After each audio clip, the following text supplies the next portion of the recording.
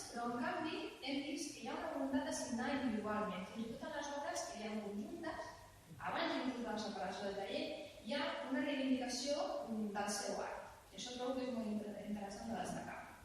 També s'evidencia la seva formació d'imatgers i també hem trobat que aquests panteons, aquestes estructures i els panteons tenen els seus projectes repartits per diversos museus catalans i, per tant, s'ha pogut trobar el motiu pel qual es van fer aquests projectes en terracota.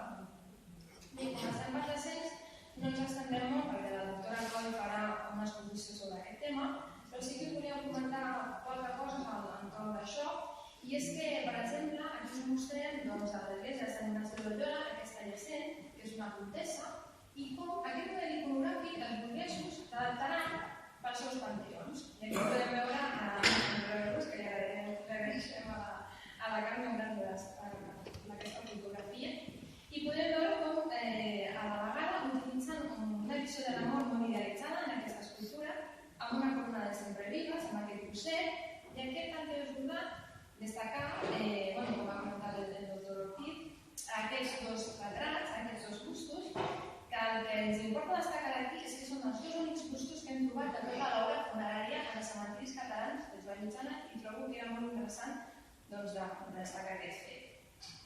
En aquest cas, en el cementiri de Figueres, creiem que aquí es mostra la mort una miqueta més crua i possiblement es fessin aquests rostres a través de màscares mortuòries. És molt diferent com se representa el nen Arnús amb aquesta mort idealitzada molt suau en comparació amb aquesta mort tan crua que es veuen als rostres. I aquests són dos llacents que es troben en un panteó molt desconegut, que més endavant parlarem d'ells, i que creiem que van fer en Agapit Vallmitjana, no només perquè hi ha altres obres del panteó que va fer ell, sinó a més per la diferència iconogràfica que representa, la manera de presentar verticalment les escultures i l'àngel orant en els peus. I aquest exemple l'anunciem noves, us ho poso, perquè veieu com aquesta tradició de jacents amb els Vallmitjana a les cementiris catalans mor. O sigui, hi ha algun exemple en algun cementiri, però és una tradició que mor. O sigui, no es fan servir els jacents. No sabem si per la vinculació potser emocional que comportava per els autors d'aquestes obres, però es substitueixen per models iconogràfics com són, per exemple, els àngels, que són més amb una funció més apotropaica.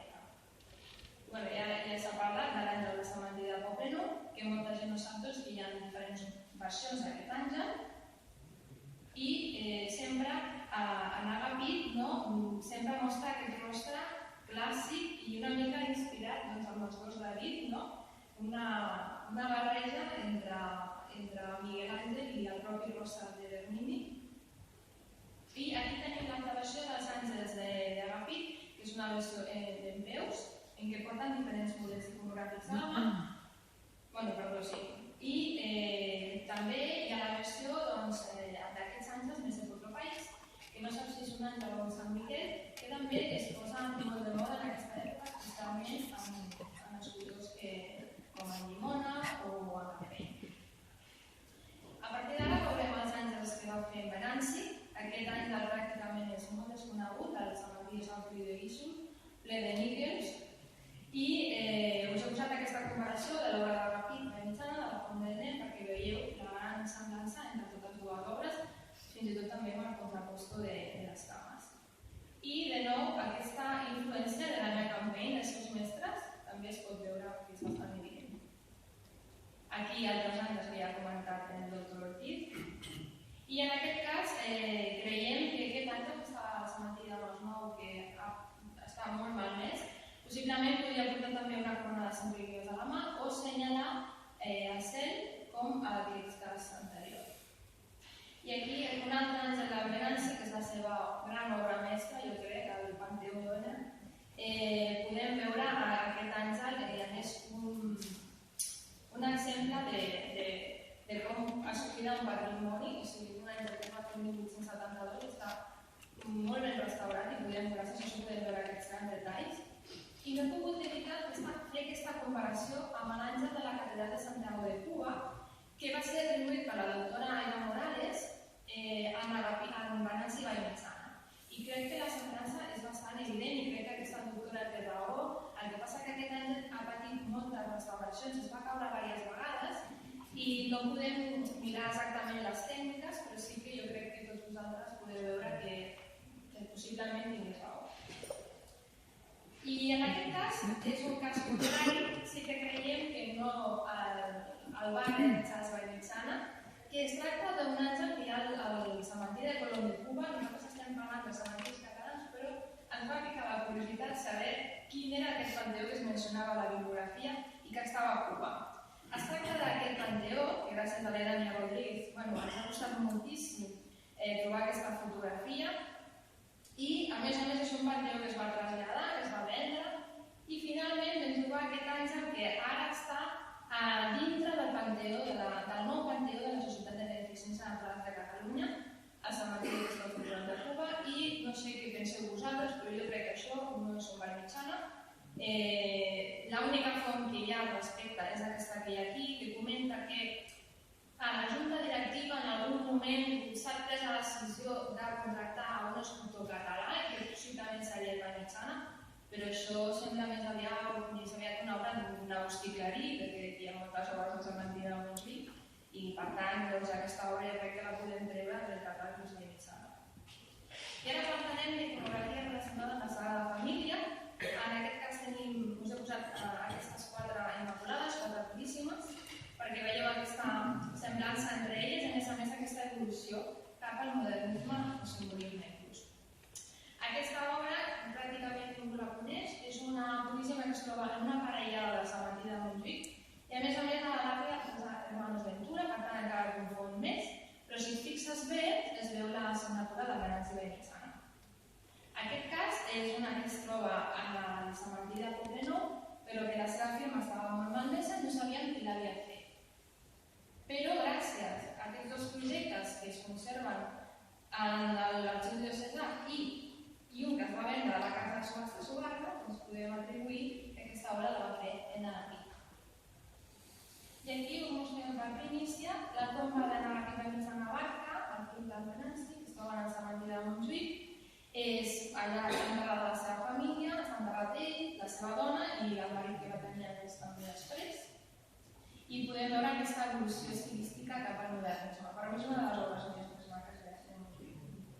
En aquest cas, com comentava el doctor Ortiz, creiem clarament que és una vella dels dolors, com comentaves, perquè a més en altres casos que sabem que és una vella, té la mateixa iconografia, el mateix rupart, fins i tot aquesta part d'aquí de les mans, i a més veiem la influència també d'Endarrer Campiona d'aquesta obra.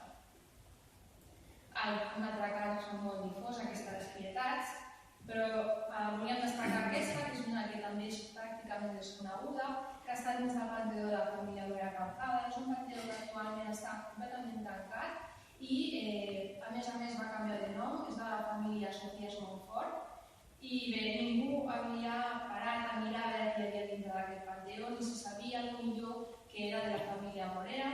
A més, també la doctora Coll, a la seva tesi doctoral, va descobrir que a dintre hi havia uns sarcòfags i uns sants realitzats per emprar això, i a més el panteó està coronat per un àngel de Foxà, o sigui que és un panteó amb un valor artístic molt important, però que no es coneix pel canvi de propietat que ha tingut i a més que està molt tancat.